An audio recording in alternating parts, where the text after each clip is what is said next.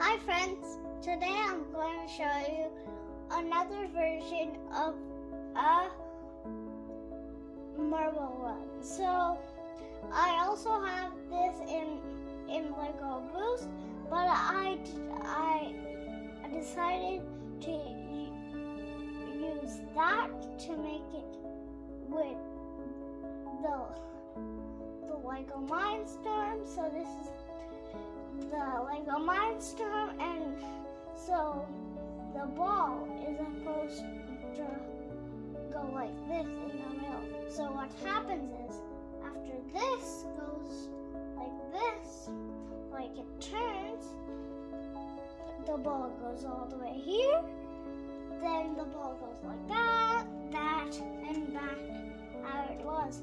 But in the Lego Boost, it's the same thing, but there's a track going like this to bring the ball up. So there is a difference. It brings this up, the ball goes like this, and it goes like that. So just like that channel, but if it sends the red ball, it goes like this to this whole part. So you can see they are both connected to be an F. So this is the hub, motor, and sensor. And this is the rest. So this is what I'm gonna show you today. And now let's try it out.